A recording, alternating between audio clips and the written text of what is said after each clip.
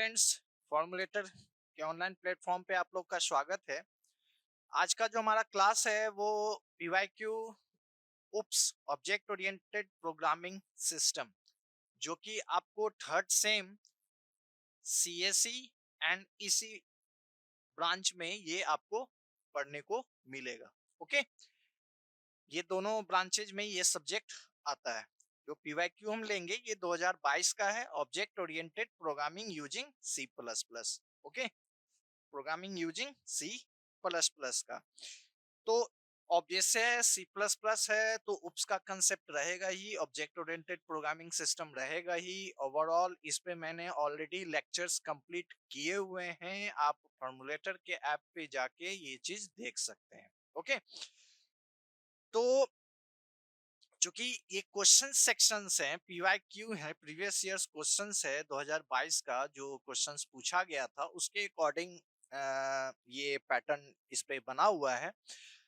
इससे पहले ऑलरेडी इसका लेक्चर्स हमने कंप्लीट किया हुआ है। तो सी प्लस प्लस क्या है उसके बारे में जानने के लिए आप हमारे फॉर्मूलेटर ऐप पे जाइए, वहां पे देखें उस पे कैसे क्या प्रोसेस होता है, वहां पे आपको पता चलेगा। आप ऐप को डाउनलोड कीजिए, उस पे अपना रजिस्ट्रेशन कीजिए, फिर आपको बाकी का प्रोसेस पता चल जाएगा। और वहां से आप पीवाईक्यू लेक्चर्स ऑलरेडी बहुत सारे बहुत कुछ हैं, वहां से आप प्राप्त कर सकते हैं। खैर, तो आज का जो क्लास है वो हमारा है किस चीज का, तो उप्स का। ओके, किसका? उप्स का, ऑब्जेक्ट ओरिएंटेड प्रोग्रामिंग सिस्टम। यहाँ पे आपका subject object oriented programming using C plus plus है, लेकिन उप्स को हम इस तरह से लिखते हैं, object oriented programming system. S जो है वो साइलेंट रहता है, एपोस्ट्रोफी का पार्ट है। आप उप्स भी लिख सकते हैं या उप भी लिख सकते हैं, लेकिन ये उप्स इस तरह से चला जाता है। खैर, तो इसका पेपर कोड जो है वो 100313 है। 100313 100313, ये इसका पेपर कोड है। ओके, तो इसमें आप लोग को पता होगा कि दो पार्ट होते हैं, part A and part B. Part A में आपका ऑब्जेक्टिव, पार्ट ए में ऑब्जेक्टिव रहता है एंड पार्ट बी में सब्जेक्टिव है, यानी दो पार्ट में बटा हुआ है, ऑब्जेक्टिव एंड सब्जेक्टिव। हम भी जो आपका पीवाईक्यू सेक्शन है ये दोनों तरीके से लेके चलेंगे। पहले हम ऑब्जेक्टिव सेक्शंस को डील करेंगे, उसके बाद हम सब्जेक्टिव सेक्शंस को डील करेंगे। यानी पार्ट ए में हम ऑब्जेक्टिव देखेंगे, पार्ट बी में हम इसका सब्जेक्टिव देखेंगे। क्योंकि ये प्रोग्रामिंग पेपर है तो बहुत सारे चीज लाइव ही होंगे, लाइव इन द सेंस कि मैं रिकॉर्डिंग के टाइम में ही बताऊंगा, जहां पे तक प्रोग्राम का बात होता है उस पे। एंड जो भी सेक्शंस, जो भी पार्ट होंगे कुछ बताने का, हिस्ट्री बताने का, वो भी मैं इस पे डील करूंगा। तो चलिए स्टार्ट करते हैं उप्स को। बाकी ओवरव्यू एक देने के लिए, उप्स बेजार्ड स्ट्रोस्टस इसके डेवलपर थे। एटीएनटी बेल लैब लेबोरेटरी के अंदर ये भी डेवलप हुआ था 1970 के 70s में, आप इसे भी लेके चल सकते हो। ये भी एक हाई लेवल और लो लेवल, दोनों मिडिल लेवल लैंग्वेज इसे बोलते हैं, क्योंकि high level and low level in the की मशीन लैंग्वेज, दोनों तरीके के इसमें कोडिंग हम कर सकते थे। Object oriented programming C plus plus जो है, ये C plus plus fully object oriented नहीं होता है, ये पार्शियल ऑब्जेक्ट ओरिएंटेड होता है, क्योंकि इसमें हम स्ट्रक्चर के टेक्निक को भी फॉलो कर सकते हैं एंड उप्स के भी टेक्निक को फॉलो कर सकते हैं। ओके, ये एक इसका इंट्रोडक्शन कुछ था। बाकी और भी हैं जो कि आप लेक्चर्स में सुनेंगे। वो देखने के बाद आप जब इसके पीवाईक्यू पे आएंगे 2022 का, तो उसका जो क्वेश्चन नंबर 1 है, जो टोटल आपका 10 क्वेश्चंस रहेगा, जिसमें आपको 7 डील करने हैं, यानी 7 आपको बनाने हैं। ओके, एंड उसके बाद आपका लॉन्ग यानी सब्जेक्टिव पार्ट आ जाता है। तो क्वेश्चन नंबर 1 चलते हैं। क्या क्वेश्चन कहता है? क्वेश्चन नंबर 1 जो आपका कहता है कि choose the correct answer of the following any 7 questions only. Okay, 10 है आपका, आपको 7 बनाने, ए से जे तक, A B C D E F G H I J, यानी आपको टोटल 10 क्वेश्चंस रहेंगे, जिसमें से 7 आपको डील करना है। पहला क्वेश्चन ए क्या है? Which among the following best describe the inheritance?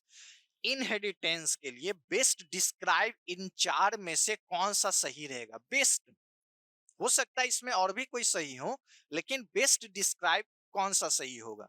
तो पहला क्या कहता है कि copying the code already written, क्या कोड जो है वो ऑलरेडी रिटेन होता है, या फिर इनहेरिटेंस में हम कॉपी करें, या फिर उसको चाइल्ड जैसे ही हम क्रिएट करें, या कोई भी क्लास का हम डिराइव बनाएं, तो क्या कॉपी भी क्रिएटेड उसका हो जाता है, या फिर ऑलरेडी रिटेन होता है कॉपी ये कोड? तो ये भी नहीं। Using the code already retains one, या कोड को ऑलरेडी ये रिटेन हम यूज कर सकते हैं, जो पहले से बनाया वही चीज को हम यूज कर लें हर एक में, ये भी पॉसिबल नहीं है।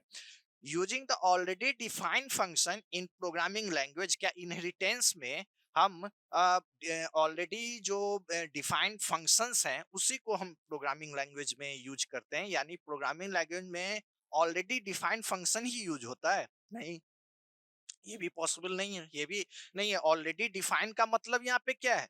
ऑलरेडी डिफाइन मतलब फंक्शन जब डिक्लेयर होगा नहीं तो डिफाइन कहाँ से होगा? ओके, डिक्लेरेशन तो उसका होना चाहिए, तभी वो डिफाइन होगा, तभी वो कॉलिंग होगा। Okay, using the data and function into derived segment, यहाँ जो डिराइव्ड सेगमेंट आया है यही मेन है इसका, क्योंकि डिराइव्ड कोई भी क्लास होगा, किसी पेरेंट से किसी को हम डिराइव करेंगे या फिर हम उसे बनाएंगे, तो हम उसके अंदर हम डेटा एंड फंक्शन को यूज कर सकते हैं। ठीक है, आप जब एक क्लास बनाओगे, मान लो क्लास ए यहाँ पे बना, क्लास ए हमने बनाया, ओके, ये क्लास यहाँ बंद हुआ। क्लास एक और हमने ए बी बनाया, ये यहाँ पे क्लास फिर ए हमने कर दिया, ये पेरेंट हो गया, ये चाइल्ड हो गया। इस तरह से हमारा ये इनहेरिटेंस बनता है, क्योंकि यहाँ पे पब्लिक भी या प्राइवेट भी scope specified, public private protected जो होते हैं वो भी यहाँ यूज होंगे। इसे मैंने शॉर्ट लिखा है, लेकिन मैं आपको बता दे रहा हूँ, ये ना समझे कि सर ने गलत लिखा है। यहाँ पे पब्लिक या प्राइवेट या प्रोटेक्टेड हम यूज कर सकते हैं, करते हैं, ठीक है। एंड ये क्या हुआ, हमारा पेरेंट क्लास हुआ, एंड ये क्या हुआ, हमारा चाइल्ड क्लास हुआ। यहाँ पे जो हम कोई भी डेटा एंड फंक्शन यूज करेंगे वो हम इसके अंदर भी यूज कर सकते हैं, ठीक है। डिराइव्ड हम क्लास को किसी चाइल्ड क्लास में यूज कर सकते हैं। तो ये जो डिराइव्ड सेगमेंट आता है, ये इनहेरिटेंस का मेन यहाँ पे मोटो, यहाँ पे मेन डिस्क्राइब्ड है। मैंने यहाँ पे लिखा है कि inheritance is a programming involve creating a new class by reusing the property and behaviours of existing class. ठीक है, उसका बिहेवियर्स क्या है, उसका एग्जिस्टिंग क्लास का क्या बिहेव होता है, वो वहां पे मेन इसका पार्ट है। The existing class is referred to as the base and parent class, and the new class is called the derived is the child class. यानी जो डेराइव्ड हो रहा है, ठीक है, यानी यहाँ पे क्या है, बेस और पेरेंट। जो बेस है, किसका बेस, आपका बेस कौन सा है, बेस हम कहाँ जानेंगे, यानी एक चाइल्ड का बेस क्या होता है, उसका पेरेंट। ठीक है, तो जो डेराइव्ड हो रहा है वो चाइल्ड है, एंड जो पेरेंट जिसको वो डेराइव कर रहा है वो पेरेंट होता है। ठीक है, तो ये पेरेंट्स है, ये बेस है, और ये क्या है, आपका चाइल्ड यानी डेराइव्ड। ओके, ये आपका पहला क्वेश्चन था। क्वेश्चन नंबर 1 का बी क्या कहता है, which of the following is not a type of class, इसमें से कौन सा है जो जो हमारा क्लास नहीं है। ओके, तो यहाँ पे ये गलत, ये आपका हो गया है कलर, ये स्टार्ट क्लास जो है ये सही है। ओके, स्टार्ट स्ट्रिंग तो क्लास होता ही है, ठीक है, स्ट्रिंग क्लास होता है, ये आप जान ले। यहाँ कलर गलती से आपका यहाँ पे येलो हो गया है, इसका सही आंसर आपका है third number. Okay, start class, start कोई क्लास ही नहीं है, स्टार्ट कोई वर्ड ही नहीं है, इसलिए यहाँ पे ये स्टार्ट आपका यहाँ पे सही होगा। एब्स्ट्रैक्ट क्लास होता है, फाइनल क्लास भी है। ओके, एंड आपका फाइनल आपको ये एक्सेप्शन हैंडलिंग इन सब में यूज में आता है। स्ट्रिंग क्लास भी होता है, ओके, एंड स्टार्ट जो होता है वो कोई क्लास नहीं होता है। इसलिए यहाँ जो स्टार्ट है, the start class is not a recognised type of class in the context of object oriented programming. Okay, इसका सही आंसर थर्ड नंबर होगा, start class. Which is the default access specifier for data member or member function declared within a class without any specific in a C++। तीन तरह के scope specifier होते हैं, ये आप लोग को पता ही होगा, private, public and protected. Okay, तीन तरह के इसके स्कोप स्पेसिफायर होते हैं। पहला है आपका प्राइवेट, दूसरा पब्लिक एंड प्रोटेक्टेड। ये तीनों के बारे में आप अच्छी तरीके से जानते होंगे। ये जहां पे जो डेटा, ज्यादातर डेटा मेंबर जो होते हैं वो प्राइवेट मोड में होते हैं। ज्यादातर, ज्यादातर क्या होना ही चाहिए, जो रूल्स है, जो आपका सिक्योरिटी के रूप में होता है। पब्लिक मोड में इसमें ज्यादातर कौन आ जाते हैं, तो डेटा मेंबर। ओके, इसमें आ जाते हैं मेंबर फंक्शन।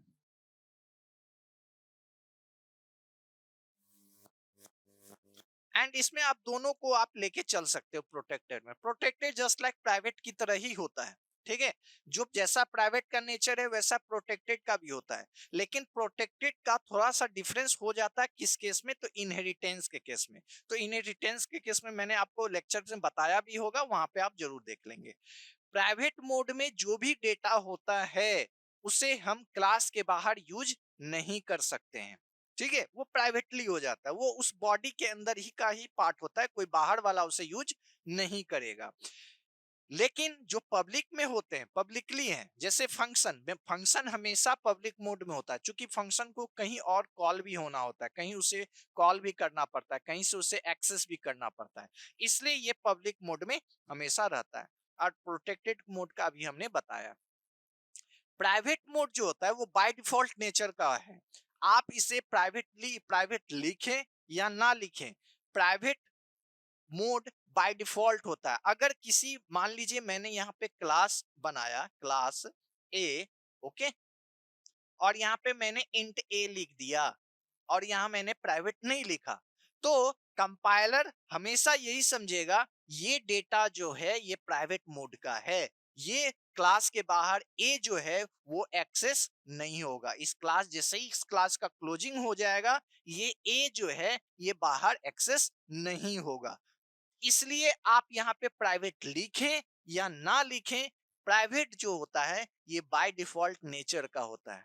ओके, कंपाइलर हमेशा ये समझेगा कि ये डेटा, अगर आपने इसे चेंज करना है तो यहाँ पे आपको पब्लिक लिखना होगा, तभी इसका नेचर चेंज होगा। अगर आपने नहीं कुछ लिखा है तो इसका बाय डिफॉल्ट नेचर जो होता है वो प्राइवेट मोड का होता है। इसका इस क्वेश्चंस का आंसर वन होगा, private. Okay, clear. Next question है वन का D, which of the following is not the member of class. ये कौन सा है जो क्लास का मेंबर फंक्शन नहीं होता है। क्या कह रहा है, which of the following is not the member of class, class का मेंबर नहीं होता है। स्टैटिक फंक्शन होते हैं, फंक्शन जो है वो क्लास के मेंबर्स होते हैं, मेंबर फंक्शन जो हम बोलते हैं।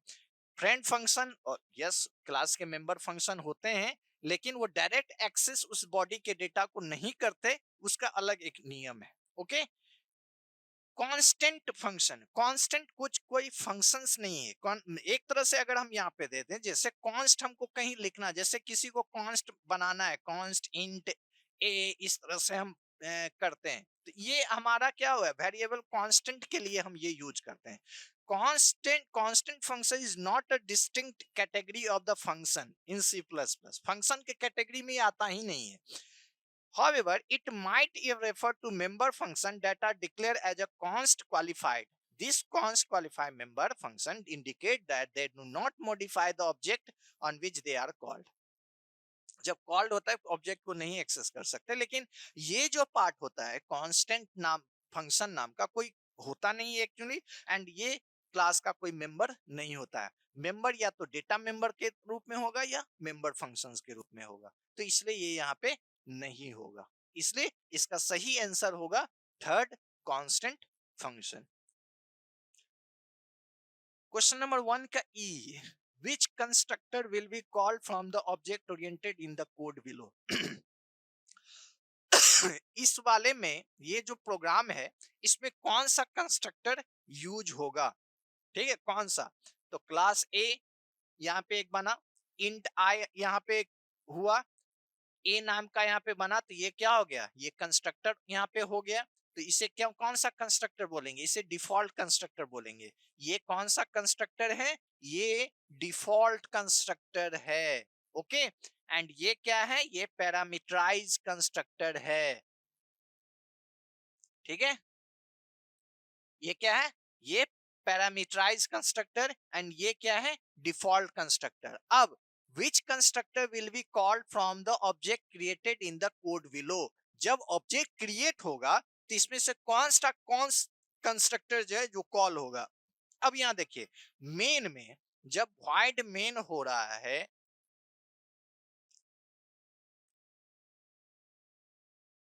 void मेन यहां बना, यहाँ पे जब हम उस क्लास का ऑब्जेक्ट सिंपल क्या बना हुआ? obj1, obj1 है, सिंपल obj1 लिखा हुआ है और कुछ नहीं लिखा हुआ है।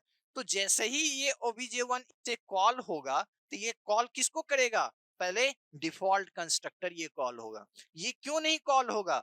क्योंकि इसमें पैरामीटर्स पास हैं, इंट x इक्वल टू 0 है। ठीक है, यानी x यहाँ पे 0 है दिया हुआ है। जब हम ये कॉल करना होगा तो इसको कॉल करने के साथ इसके अंदर अगर हम कोई डेटा पास कर देंगे एक्चुअल आर्गुमेंट, तब जाके ये सेम कॉल ये होगा, तो होता कि ये कॉल होता। लेकिन क्योंकि ये सिंपल अभी सिर्फ क्या है, प्रोग्राम में क्या लिखा हुआ है क्वेश्चंस में? obj1, ये वाला पार्ट देखिए। ठीक है, तो obj1 चूंकि यहाँ तो पैरामीटर पास है नहीं, तो पैरामीटर पास नहीं है तो ये कॉल होगा नहीं। कॉल किसे करेगा? ये इसे। तो इसलिए इसका सही आंसर डिफॉल्ट कंस्ट्रक्टर होगा। क्लियर है ना? इसे यहाँ पे क्या होगा? Default constructor. ठीक है, नेक्स्ट क्वेश्चन क्या है? The prevent any method from overriding, we declare the method as, we prevent the any method for overriding। overriding के लिए अगर हम कोई मेथड को प्रिवेंट करना चाहें तो इसमें से कौन सा क्या कर रहा है? We declare the method as, किसके अंदर डिक्लेयर करना होगा? स्टैटिक है, कांस्टेंट है, फाइनल है, नॉन मतलब यहाँ पे क्या है? फाइनल। फाइनल के अंदर अगर हम prevent any method using overriding C plus, we declare the method as. Final के अंदर हम कोई मेथड को अगर डिक्लेयर करते हैं या फिर उसे हम उसके अंदर यूज करते हैं तो उसको हम क्या करते हैं? प्रिवेंट कर सकते हैं, ज्यादातर कम ओवरराइड हो। ओवरराइड इन द सेंस की फंक्शन नेम सेम रहेगा एंड सेम अनदर अलग अलग क्लासेस में ओवरराइड न हो एक ही फंक्शन के नाम से। तो इसलिए इसका सही आंसर क्या होगा? ये प्रिवेंट करता है फाइनल कीवर्ड जो है, ये फाइनल हम इसे कीवर्ड ही बोलते हैं। ओके, वन का जी, in C plus plus dynamic memory allocation is accomplished with the operator. Dynamic memory allocation है तो न्यू कीवर्ड जो है वो लगेगा ही, क्योंकि न्यू कीवर्ड से मेमोरी इंस्टेंशिएट होता है, उसे परमानेंटली एलोकेट हो जाता है कि ये आपका जमीन है, आपको ये रजिस्ट्री हो गया। यानी न्यू जब तक हम डायनेमिक मेमोरी एलोकेशन में या डीएमए में हम ये न्यू को एलोकेट नहीं करेंगे या न्यू कीवर्ड यूज नहीं करेंगे, तब तक किसी भी वेरिएबल का या किसी भी एक क्लास का जो भी पार्ट हो वो उसका मेमोरी इंस्टेंसेशन नहीं होगा, यानी उसको मेमोरी परमानेंट नहीं मिलेगा। ओके, तो ये न्यू जो है वो ये काम करता है। Okay, H, when a class serves a base class for many derived classes, the situation is called hierarchical inheritance। सही बात है। The when a class serves as a base class for many derived class, बहुत सारे derived class को अगर वो बना रहा है, उसके अंदर वो, उसके अंदर वो, उसके अंदर वो, तो वहां पे आ जाता है क्या? hierarchical classes। ओके, यहाँ पे ये ऑप्शन यहाँ 1, ये 2 होगा एंड ये आपका 3 होगा एंड ये 4। तो इसका सही ऑप्शन क्या है? आपका इन हायरार्चिकल इनहेरिटेंस। ओके, यहाँ पे इसका मैं ऑप्शंस देख लेता हूँ। आई थिंक ये आपका सही होना चाहिए। when a class serves a base class for many derived class, polymorphism 1 है, 2 में hierarchical inheritance है, ओके, 2 में hierarchical है। ओके, वैसे आप मैं यहाँ पे जो नंबरिंग है उसी के अनुसार आप समझना, हाइब्रिड इनहेरिटेंस है एंड फोर्थ में मल्टीपाथ इनहेरिटेंस है। ओके, ये फोर्थ तो सही है, बस 2 नंबर और थर्ड नंबर जो है वो स्वैप हो गया है। तो वहां पे आप ये जरूर देख लेंगे, इसका सही आंसर जो होगा वो ये वाला पार्ट होगा, हायरार्चिकल इनहेरिटेंस। ओके, अगर मैं यहाँ पे अगर लिख भी दूं कि ये 2 नंबर ये थर्ड नंबर, तो उससे नहीं है, बस ये देखना है आपको कि व्हेन अ क्लास सर्व्स, इस तरह का अगर base class for many drive class अगर करेगा, एक बेस क्लास जो है अगर पेरेंट क्लास बहुत सारे चाइल्ड को बना रहा है, तो वहां पे वो चला जाएगा किसमें, हायरार्चिकल में। Okay, I, for a method to be an interface between the outside world and a class, it must be declared. For a method to be an interface between the outside world and a class, it must be declared public. Okay, ये सही है कि अगर कोई method है, उस उसमें एक इंटरफेस में हम उसको बाहर यूज, कहीं भी यूज हो, आउटसाइड द वर्ल्ड कहीं भी हम उसको यूज करें, तो वो किस मोड में डिक्लेयर होगा, तो वो वहां पे पब्लिक है। अभी भी मैंने पब्लिक, प्राइवेट एंड प्रोटेक्टेड के बारे में बताया था कि पब्लिक मोड में जो भी रहता है वो कहीं से भी कोई भी उसे एक्सेस कर सकता है। ओके, कोई बाहर वाला भी कर सकता है। ओके, लेकिन जो प्राइवेट मोड में होता है उसे बाहर वाला एक्सेस नहीं करेगा। क्लियर यहाँ पे? And J number, which of the following statement is correct? Base class pointer can not point two derived class, गलत है। derived class pointer cannot point to base class. Okay, pointer to derived class cannot be created. Okay, pointer to base class cannot be created. ये सब हमारा क्या गलत है? सही answer क्या होगा? derived क्लास जो होता है, derived क्लास मतलब child class, pointer can not be point two base class, उसको पॉइंट वो नहीं करेगा, क्योंकि बेस क्लास के ही ऑब्जेक्ट से जो derived क्लास है वो पॉइंटर वो एक्सेसिंग हो जाता है, इसलिए यहाँ पे ये इसका सही ऑप्शंस रहे है। ओके, तो ये ऑब्जेक्ट ओरिएंटेड का पार्ट ए का ऑब्जेक्टिव सेक्शंस था। इसके बाद हम स्टार्ट करेंगे इसका पार्ट बी सेक्शन, जो कि लॉन्ग पार्ट हमारा रहेगा। तो चलिए अब हम देखते हैं इसके, देखेंगे पार्ट बी सेक्शंस को, वो हम इसके बाद अब पार्ट ए, तब तक आप इसे ऑब्जेक्टिव को देखें। पार्ट बी में लॉन्ग के साथ हम आपके सामने फिर आएंगे एक नए वीडियो के साथ।